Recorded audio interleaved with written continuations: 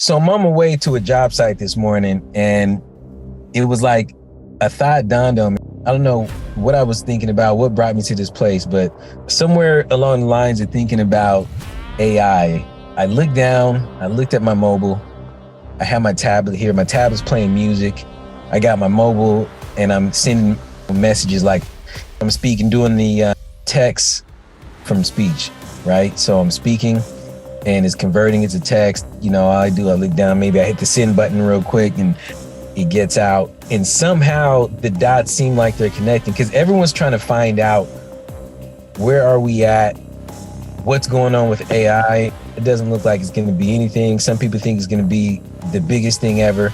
And I want to kind of throw some thoughts out there just to help people to understand where this is going. Because yesterday we had a conversation. We were talking about all the plugins that were being made or has the potential to be made. And I think that's a very interesting point because, you know, I talked to graphic designers and I talked to marketing specialists and agencies. Everyone's trying to get an idea of things. And I say the first thing that you want to do is make sure that you're touching some piece of software in your company, that you have some type of software that's useful, because it's now all about software. And then the concept of a plugin, when you really think what a plugin is, it's like we don't manufacture cars, but we do manufacture these pretty cool steering wheel covers. Would you like one?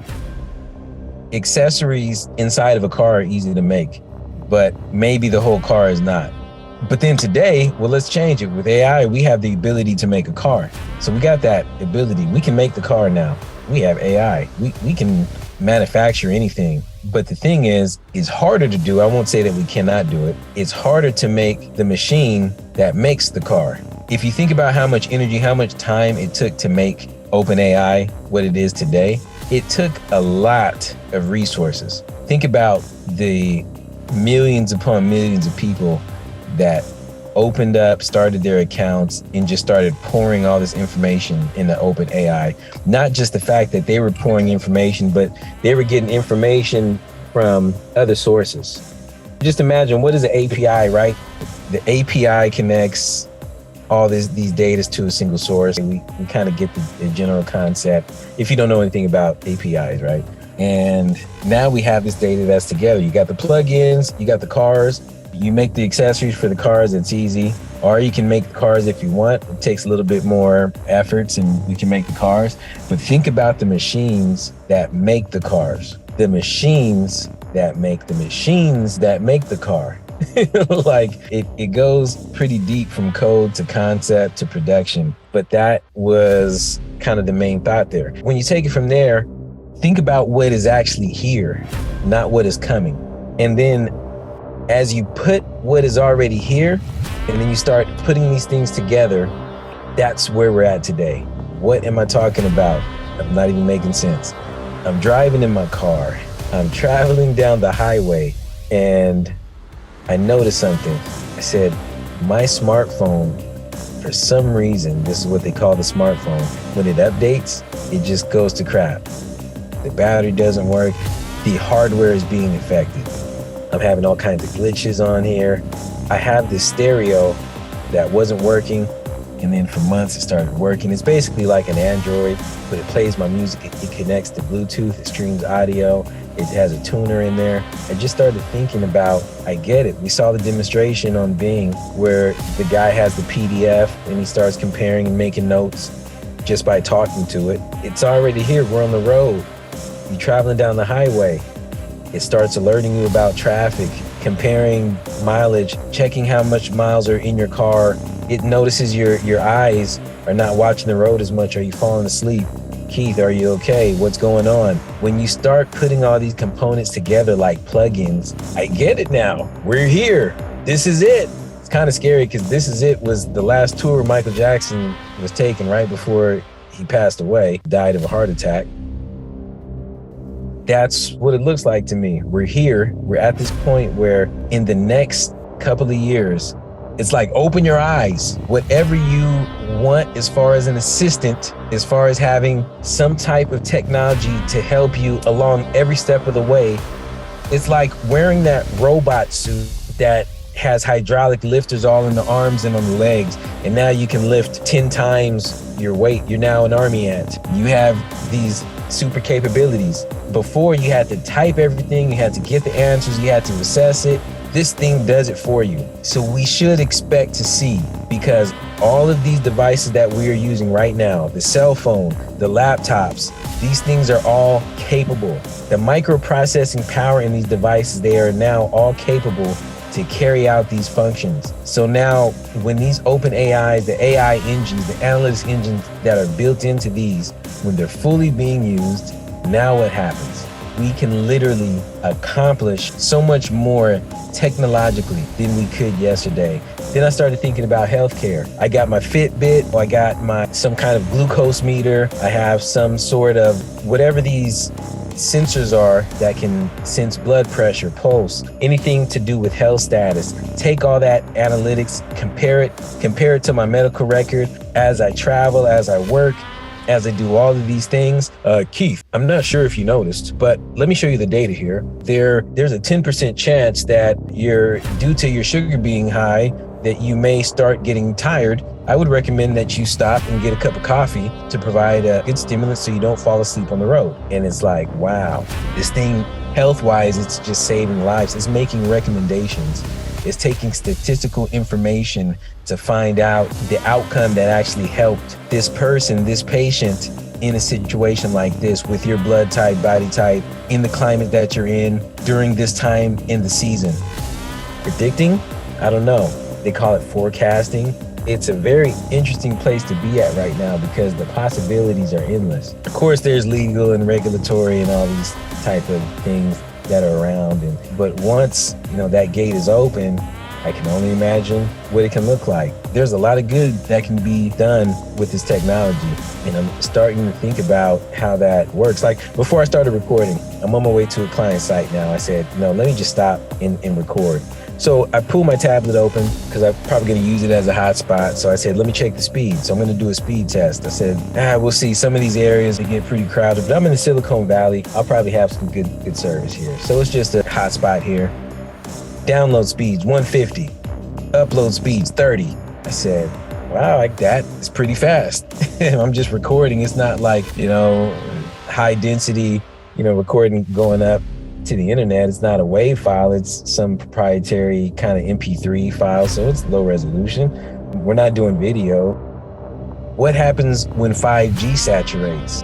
Video, audio, every day, video, audio. Video and audio will be like yesterday's AOL. That was AOL.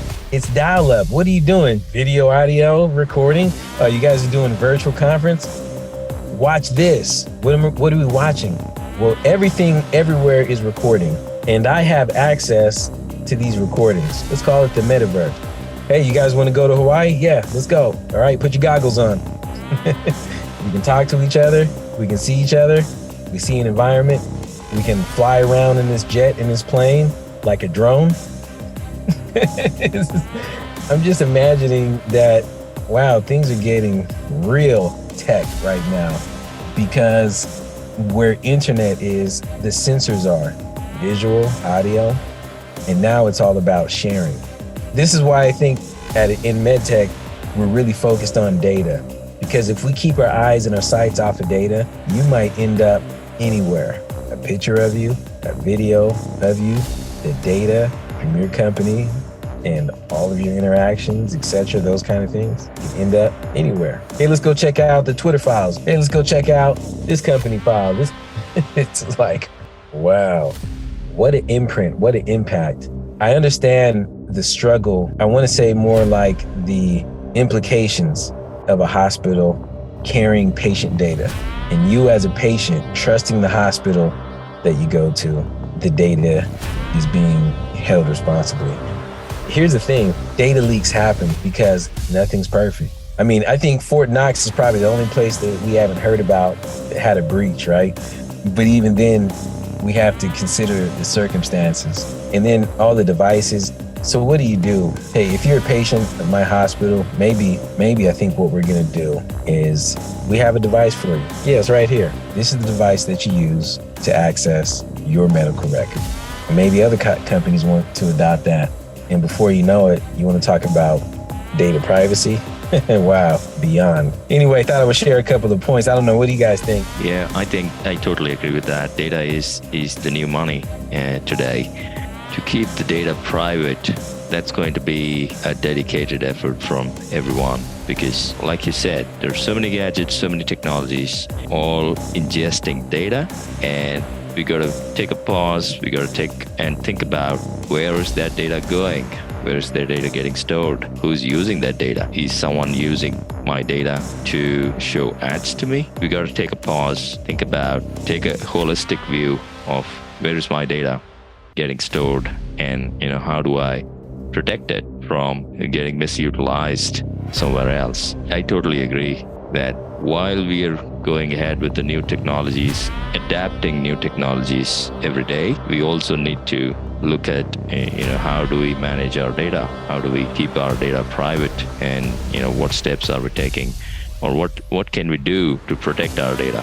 Yeah, and the servers that are leaking, it just has me thinking, maybe we're on, as a whole, we're still just using old technology. We don't realize, it's kind of like, a man who doesn't realize that, yeah, you're a little older now, gets out there and starts digging foundation in the backyard, comes back in, his back's stiff and he can't move because he hasn't been working out. We're still using some of this primitive technology and expecting a better outcome. Where, I had a conversation the other day with some folks. We're talking about security algorithms, encryption algorithms, and everyone is the same most, and then they get exploited somehow. Yeah. That's just things that aren't on the forefront of these conversations. But anyway, what do you think about the connecting of all of these devices, and also having AI at the tip of your finger, basically in the palm of your hand? Connecting these devices enables correlation of data. So basically they share data between each other, and having AI on top of it is, like you said, it can be used a lot of good stuff, predicting possible health conditions that might come up. Can be used for a lot of good applications, provided we have good visibility on the data that is being utilized, how the data is being utilized, kind of thing. A lot of good applications there when you connect multiple devices, and multiple devices do share data between themselves. And on top of it, AI uses all of their data to predict the next steps. It's kind of sci-fi stuff, like what's coming up next kind of thing. But in a medical scenario, it can sometimes be a lifesaver as well. Definitely, yep. That's the medical side of it is phenomenal. When telehealth really started becoming popular, there were so many companies that just flooded the market with these sensors. They can take that data.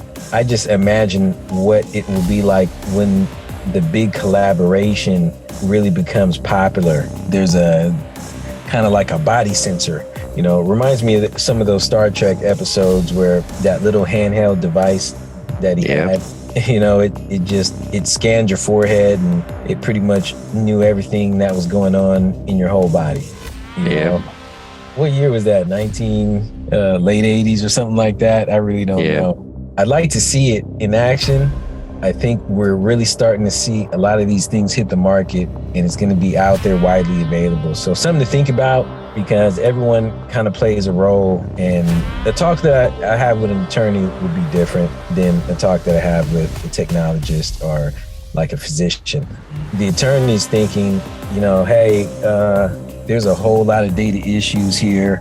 How do you know that your data is not just out there with a data broker being licensed? Yeah. So it's so many avenues that need to be explored to understand, and I'm sure that's really the big issue, is the ethical side of it. Yeah. All right, guys, that's all I got. It's really about, look, the future is here. Technology is connecting together. AI is now in the palm of your hand.